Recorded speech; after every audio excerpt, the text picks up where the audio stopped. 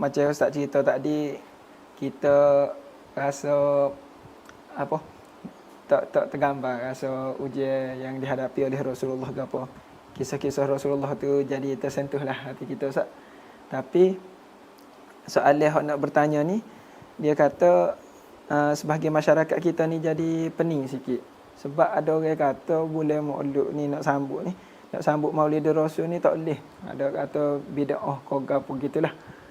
Jadi Rasulullah sendiri tak ada sambut pun kelahiran Rasulullah. Jadi ikut Ahlu Sunnah wal Jamaah sebenarnya kan masalah Maulid Rasul.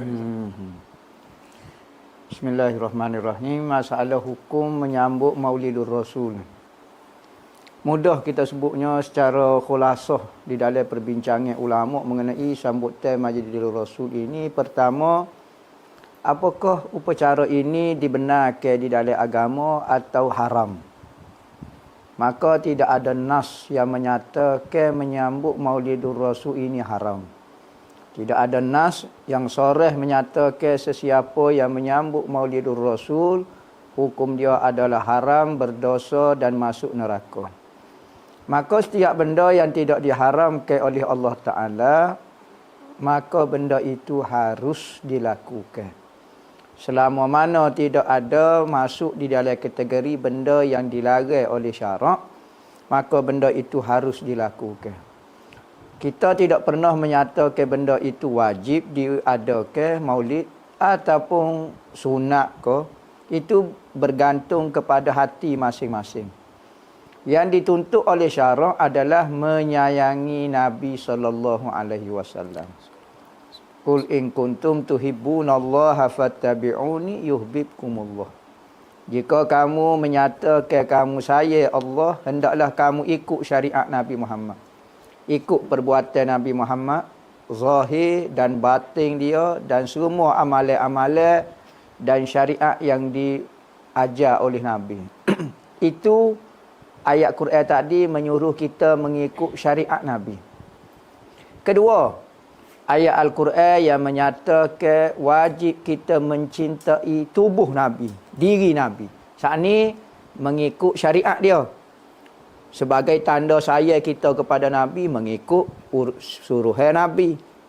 Ayat saat ni. Fattabi'uni, ikutlah aku, ikutlah syariatku, suruhanku dan laranganku.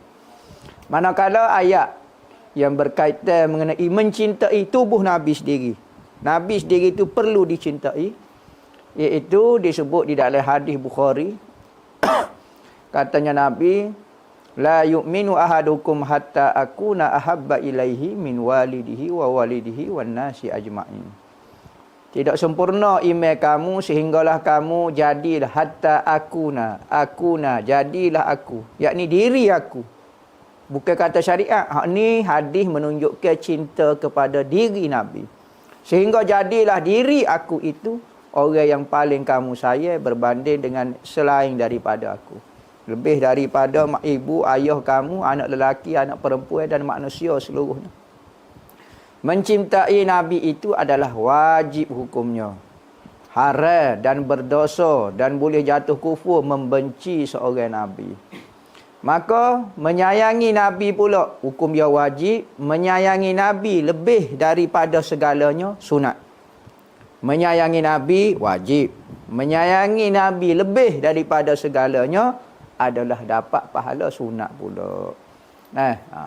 Maka siapa dia yang membenci Nabi dengan apa bentuk sahaja, tidak suka upacara-upacara ataupun rasa tidak selesa ataupun rasa marah dengan orang menyayangi Nabi, orang menzahirkan kecintaan Nabi dan rasa benci dengan suasana-suasana upacara-upacara majlis mencintai Nabi, maka orang ni takut-takut boleh membawa kepada kufur. Kerana mencintai Nabi itu adalah wajib. Kita takut seseorang yang membenci majlis maulid, kita takut.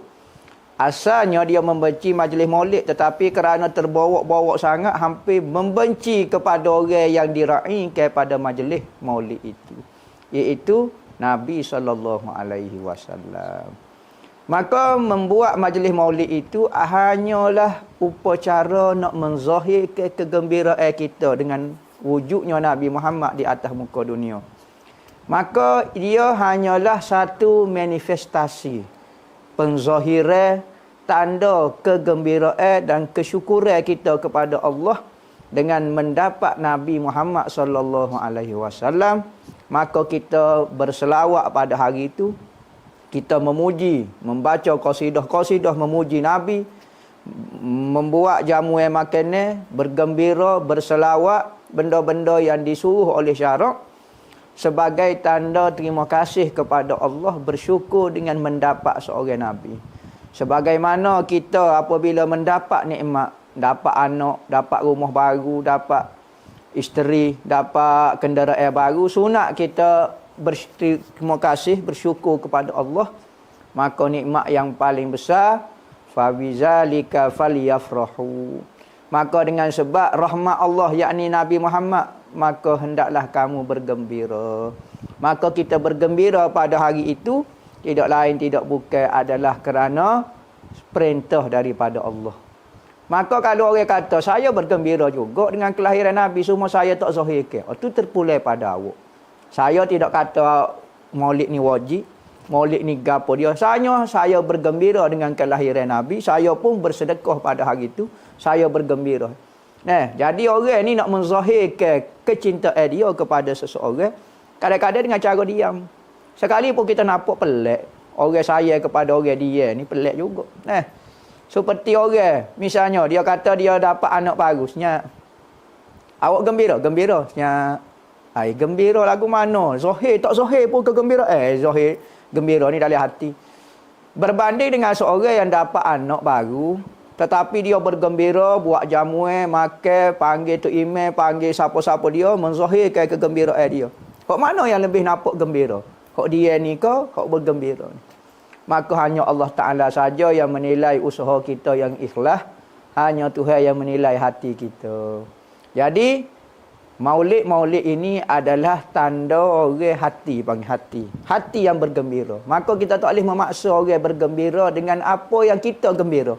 Kita gembira dengan Nabi. Kita tak boleh paksa orang bergembira dengan Nabi. Maka bagi orang yang tidak ada perasaan dengan Nabi, maka bagi dia tak ada masalah, tak buat pun tak apa. Bagi dia tu, itulah dia dengan Nabi, hanya sekadar tu saja. Maka sekadar tu saja dia akan perolehi dengan Nabi. Jadi tidak ada nas larang mengenai nas. Pendapat ulama hukum ada kata bid'ah, itu tak seluk kira. Tapi nasnya tidak ada nas melarang maulid Nabi ini adalah haram. Maka wa ma atakumur rasulu fakhuzuhu wa ma nahakum anhu fantahu. Apa yang Nabi suruh ambil, wa ma nahakum, apa yang Nabi larang jangan jauhkan. Maka maulid ni tidak masuk dalam kategori manaha, apa yang dilarang oleh Nabi. Maka bila benda barang yang tak dilarang Nabi, benda tu harus dibuat. Nabi tak pernah buat, kaedah dia at-tarku la yufidu at-taharrum. Meninggal, Nabi tak buat satu benda tidak menunjukkan benda itu haram. Nabi tak makan nasi kerabu, Nabi tak naik kereta, Nabi tak pakai ekong, Nabi tak pakai gaji, Nabi tak jadi doktor, profesor, Nabi tak ambil PhD, Nabi ke. Tapi kita buat belaka-laka tu, bererti nak benda itu harus kerana Nabi tak larang. Jangan menyempitkan syariat Nabi, bahkan gunalah kaedah yang betul. Kalau kita guna kaedah at-tarku, memberi makna haram, terlalu banyaklah benda haram. Dia kata hak tu maksud benda agama, benda dunia tak apa pula. Siapa dia pula bagi lagu tu? Pandai-pandai awak bagi benda yang dilarang ni dalam bab agama, benda dunia, benda tak larang pula.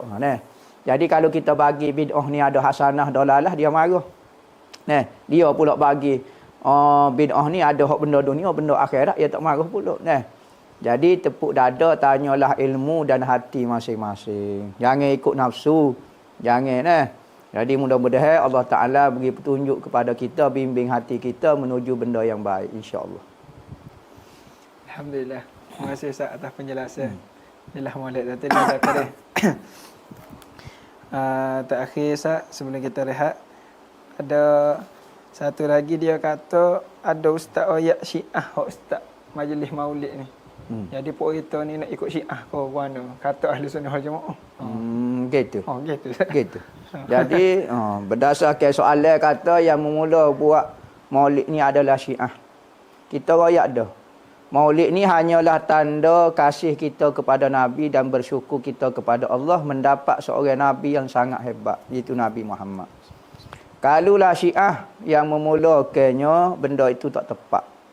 Bahkan sahabat-sahabat dululah yang paling bersyukur kerana mendapat Nabi SAW.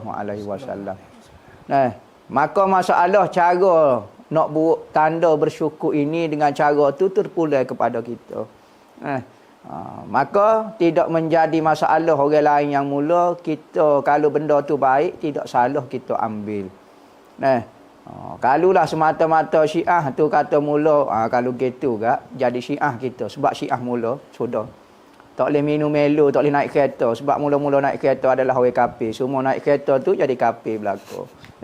Semua orang ngaji universiti tu, contohnya lah, ikutlah. Ataupun ambil PhD ko, ambil goni ko, ambil pitih, guna-guna. Mula-mula guna pitih ni adalah orang kafir. Maka kita jadi kafir kerana tak boleh lah kaedah lagu tu. Benda tu kita pegang ada hukum hakal dia. Kalau benda itu tidak dilarang daripada agama kita dan benda itu baik, hukum dia boleh. Bahkan Nabi Muhammad pernah mengikut, kita kata kat orang kafir lah mengasaskannya. Apabila Nabi Muhammad sampai di Madinah, Nabi Muhammad tengok orang Yahudi puasa dah. Maka Nabi Muhammad tanya sahabat dia, "Apa puasa pada 10 Muharram?" Maka katanya sahabat di Madinah, orang Yahudi Madinah beranggapan kepercayaan dia, pada hari ini Allah Ta'ala selamatkan Nabi dia, Nabi Musa daripada Fir'aun. Macam-macam lah kepercayaan dia. Maka Nabi Muhammad tengok, ibadat ni diasahkan oleh Yahudi lah puasa ni. Maka Nabi Muhammad kata, "Nahnu ahakku bi Musa minhum." Kita lebih berhak memuliakan Nabi Musa berbanding mereka. Kalau nampak sebab dia molek, sebab puasa saat ni kerana nak memuliakan, bersyukur dengan keselamatan Nabi Musa, dia Nabi kita. Sepatut kita yang, tapi dia mula dulu. Tak apa. Esok, tahun depan kita puasa, dan 9 lagi kita puasa. Berarti benda yang sekalipun diasah oleh Yahudi itu, ibadat Yahudi jelas-jelas, tapi Nabi Muhammad iktiraf, Nabi Muhammad ikut dan jadi syariat kita. Jadi kalulah bos Syiah ya buat, tiba-tiba kalau kita ikut pun tak jadi Syiah kita. Dia nak suruh ikut dia lah Wahabi. Ikut orang lain tak boleh. Gitulah. Alhamdulillah. Mudah-mudahan jelas lah tu. Jadi insya-Allah kita rehat sebentar. Sambil-sambil kita infak untuk madrasah. InsyaAllah kita sambung selepas ni dengan sesi soal jawab insyaAllah. Wallahu a'lam.